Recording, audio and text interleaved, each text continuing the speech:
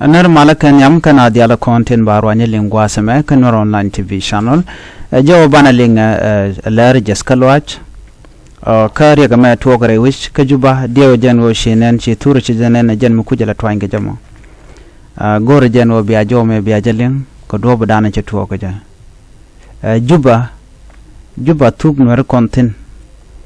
jawa bana kwen gwasame kwiri kamen chi tuog ka wunwara mubumbum tere wi ka Juba milat larakel ka kuma re wich ka Juba bana min ci to ka ja ban jalling kan re ka dana chajak ka min ci to ka ja gorno jin bi laram bi nyo na san ko ken ko binetu wan bu ka tika ngai ka manda le ro wi ka Juba en go Juba ka jan gwas me cha gwalyat kan ne kon no dio jan me jan ramarode ramen ya me pai ko ra ke kwide rame shanak ko tel ci kono ling gwan mi chaje o jek chaje no jen de go jen o charu le ru le gwa me chaje piamten ka ci rem cha loin ko wum ka kana jiska ka kwai karam dana naka ka o tel ci jurta ne shirka mala kona ngaje no dong mi jel ko jen ram let ka ji humanitarian ramen yam kan kono kam kon laratam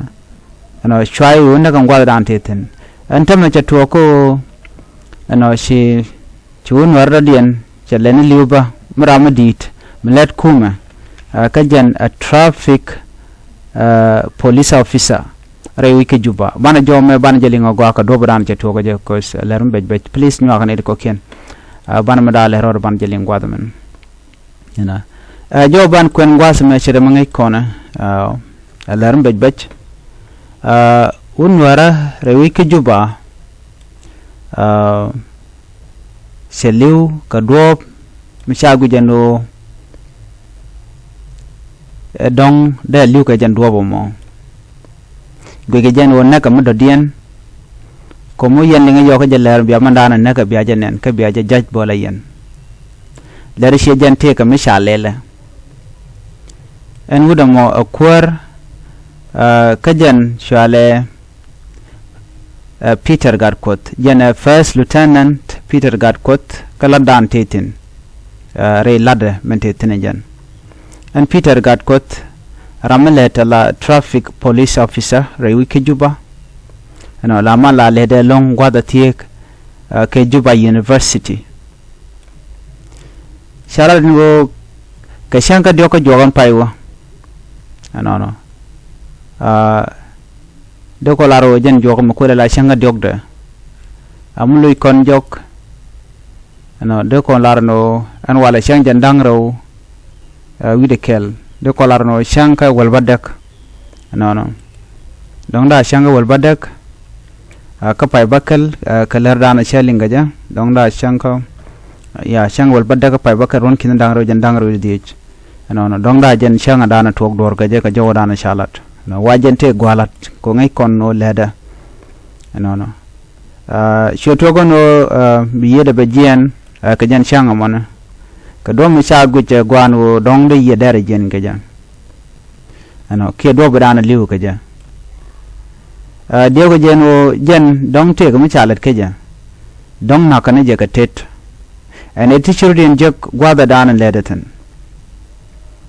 Lieutenant Gatkuoth shala do jen chamon kamona ka kor ka mi shamat ke shashak wajen ke shashak ke jamat madani shashak ke shelela shay elite madani shashak madani shashak ka cafeteria ke tugmeten wano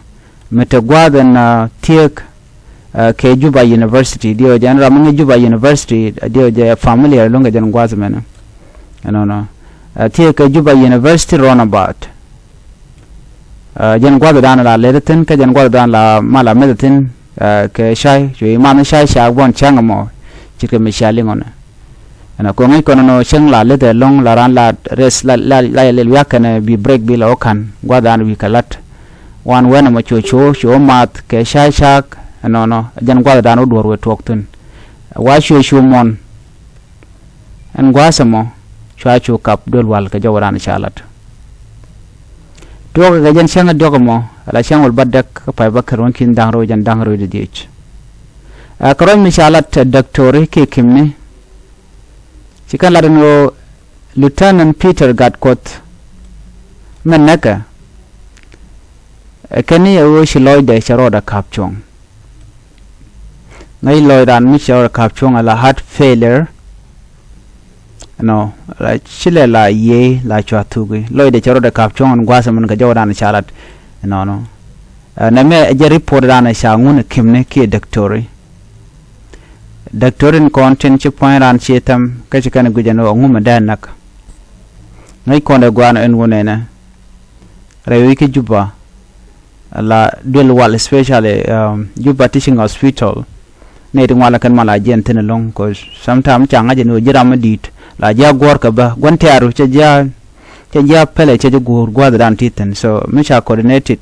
ka cha gorno bural bedeten ko tem cha nga jeno an kum kim yadi che gorno de wal teten chang mishikaran chiken nak no bikana gorno bikana thai cha je bangai ko lokaral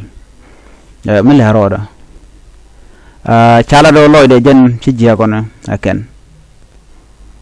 ko cha temakan ikan chi loy de jia hello a heart failure jan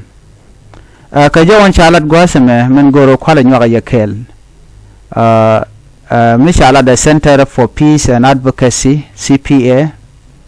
ne ti kene kono la mala ja gorka no de manana chituok ano ka lieutenant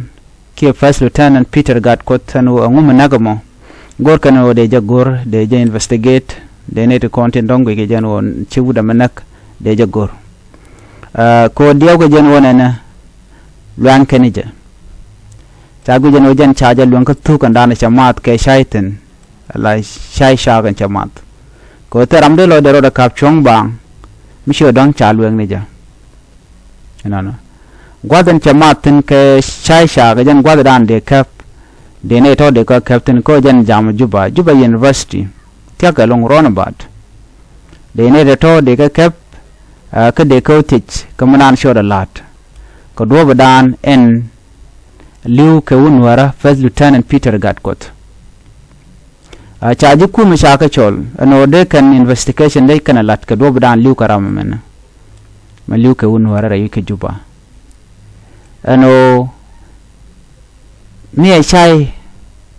ala tok an manaka ko chai cha ko jan mother ja ka chu tet from there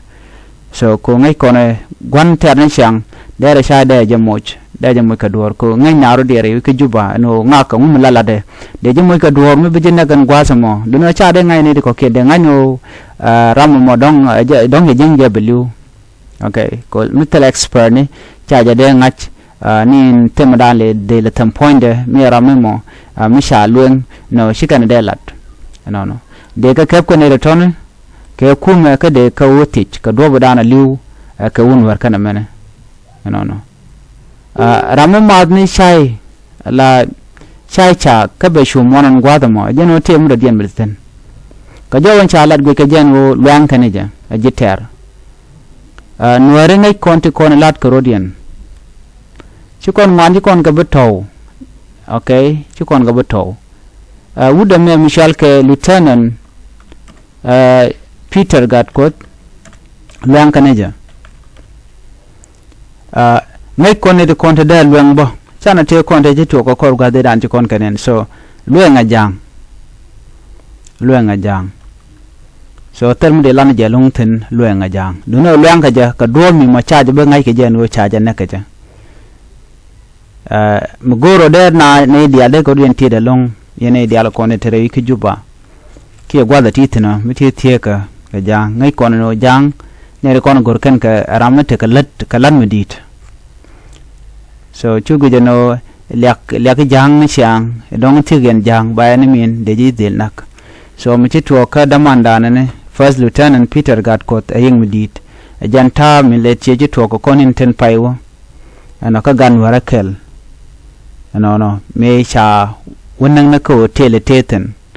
so kai jan Juba bo kwai na ka munike antam right now Peter Gatkuoth na ka ja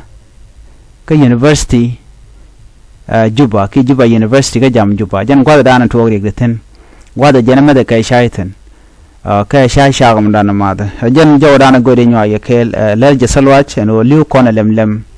re wiki Juba ka do mi dong sha jangai ka je Nuer no jen mala ti ko tere ti teno ki gwala medeten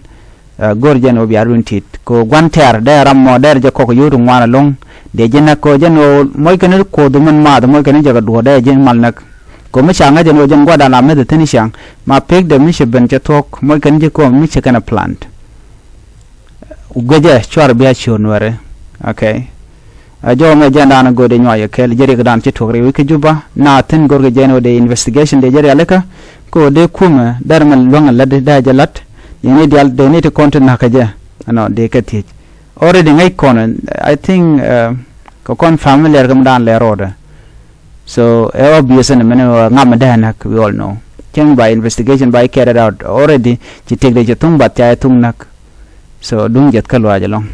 janna ga dan nak jang kono mo ana gwa biata kamal bana nyaw je kala rodian bye bye